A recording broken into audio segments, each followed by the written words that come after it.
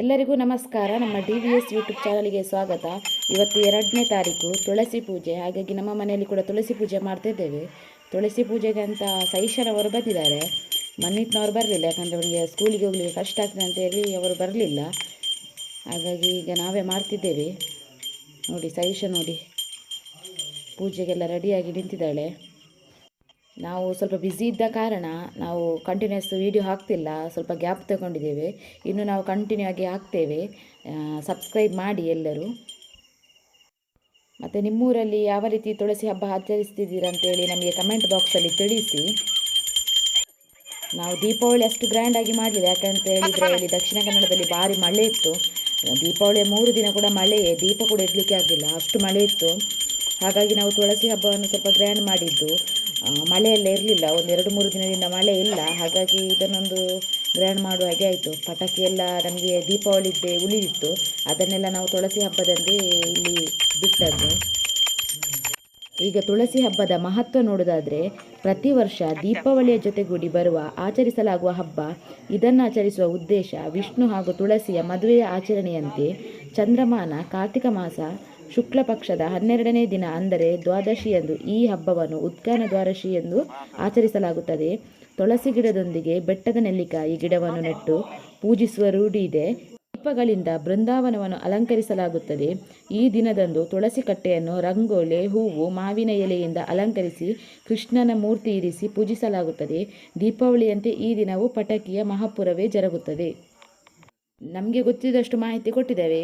ಇದಕ್ಕಿಂತ ಜಾಸ್ತಿ ಏನಾದರೂ ನಿಮಗೆ ಗೊತ್ತಿದ್ದರೆ ನೀವು ಕಮೆಂಟ್ ಮಾಡಿ ನಮಗೆ ತಿಳಿಸ್ಬೋದು. ಈಗ ನೋಡಿ ನಮ್ಮದೆಲ್ಲ ಪೂಜೆ ಎಲ್ಲ ಆಯಿತು. ನೋಡಿ ನಾವು ಅದು ರೆಡಿ ರಂಗೋಲಿ ಇರ್ತದಲ್ಲ ಅದರಲ್ಲಿ ಹಾಕಿದ್ದು. ಈಗ ಪೂಜೆ ಎಲ್ಲ ಆಯಿತು, ಈಗ ಪಟಾಕಿ ಬಿಡುವ. ಮತ್ತು ಕೀರ್ತಿ ಕೂಡ ಬಂದಿದ್ದ, ನನಗೆ ಆಗಲೇ ಹೇಳುವಾಗ ಮರ್ತೋಯ್ತು. ನೋಡಿ ಇವನೇ ಕೊಯ್ಯೂರಿನ ಕೀರ್ತಿ, ಫ್ಲವರ್ ಪಾಟನ್ನು ಬಿಟ್ಟು ಬಂದಿದ್ದಾನೆ. ಸೈಶನ ಬಟ್ಟೆ ಕೇಳಿಸ್ತಿರ್ಬೋದು ನಿಮಗೆ, ಅವರಿಗೆ ಭಾರಿ ಖುಷಿಯಾಗಿದೆ.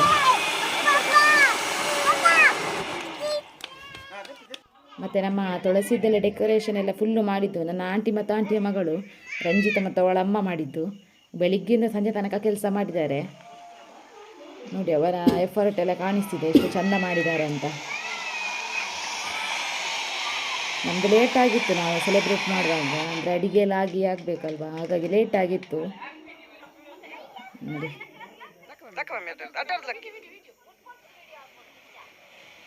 ಫ್ಲವರ್ ಪಾಟ್ ಎಲ್ಲ ಭಾರಿ ಸೂಪರ್ ಇತ್ತು. ಇದು ನಾವು ಮೊನ್ನೆ ದೀಪಾವಳಿಗಂತಲೇ ತಂದದ್ದು, ಅದೇ ಉಳಿದಿತ್ತು. ಮತ್ತು ಇನ್ನು ಸೈಶನ ಬರ್ತಡೇ ಉಂಟು, ಅವಳದು ಇದೇ ಮಂತ್ ನವೆಂಬರ್ 18ಕ್ಕೆ ಬರ್ತಡೇ. ಅದರ ವ್ಲಾಗ್ ಕೂಡ ಹಾಕ್ತೇವೆ, ನೀವು ನೋಡ್ಬೋದು. ಮತ್ತು ಅವಳ ಬರ್ತ್ಡೇ ಪ್ರಯುಕ್ತ ನಾವು ಇವತ್ತು ಅವಳದು ಫೋಟೋ ತೆಗಿಲಿಕ್ಕೆಲ್ಲ ಕರ್ಕೊಂಡು ಹೋಗಿದ್ವಿ, ಫೋಟೋಶೂಟ್ ಎಲ್ಲ ಮಾಡಿದ್ದೇವೆ.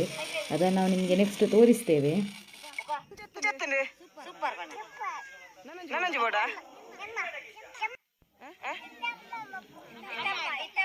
ಇದೊಂದು ಪೆನ್ಸಿಲ್ ಪಟಾಕಿ, ಇದು ನಮ್ಮೂರಿಂದಲೇ ಇವತ್ತೇ ನಾವು ತಂದದ್ದು.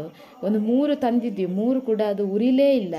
ಎಷ್ಟು ಟ್ರೈ ಮಾಡಿದರೂ ಉರಿಲಿಲ್ಲ, ಅದೆಲ್ಲ ಹೋಗಿದೆ. ನೋಡಿ ಸುಮ್ಮನೆ ನಾವು ಇಟ್ಕೊಂಡು ಕೂತದ್ದು ಅದನ್ನು, ಅದು ಉರಿಲೇ ಇಲ್ಲ.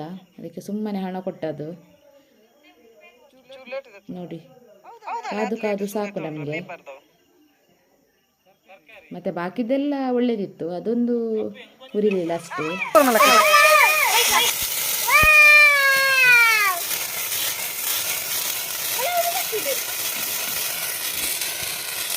ವಾವ್ ಬನ್ನಿ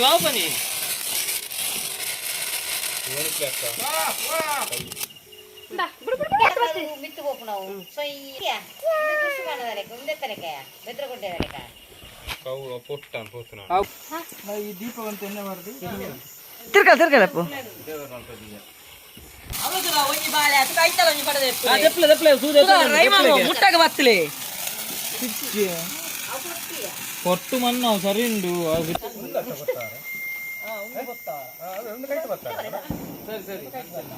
మస్క టస్క మీ లైట్ తెప్పులే.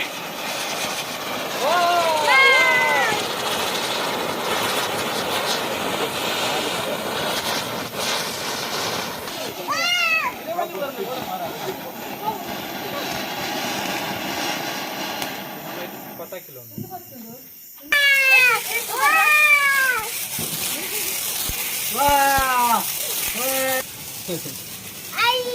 ನಾಲ್ಕು ಸಾವಿರ ಕೊರ್ದೆ ಮುಟ್ಟಾಗ ಬಿಡು ಬಿಡು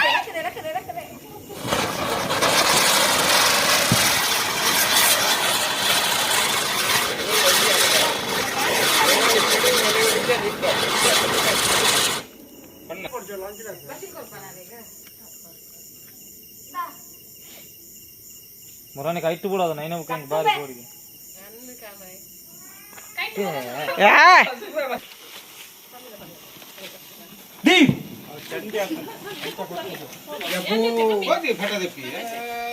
ದಪ್ಪಳೆ ದಪ್ಪಳೆ ಕೊಟ್ಟಿ ಕೊರಿ ಕೊರಿ ಕೊರಿ ಕಿತ್ತು ಕೊರಿ ಕೊರಿ ಬುಡಾಡಿ ಬುಡಾಡಿ ಇದು ರೆಡ್ ಪೆನ್ಸಿಲ್ ಗೊತ್ತಿನ ಪೆನ್ಸಿಲ್ ನಟರಾಜಿದಾಗ ಪೆನ್ಸಿಲ್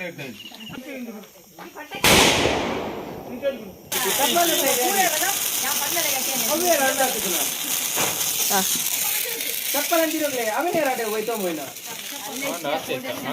ಆಯ್ತು ನಾನೊಂದು ಶೀಘ್ರ ಕೊಡ್ತೆ ನಾನು ನಿಜ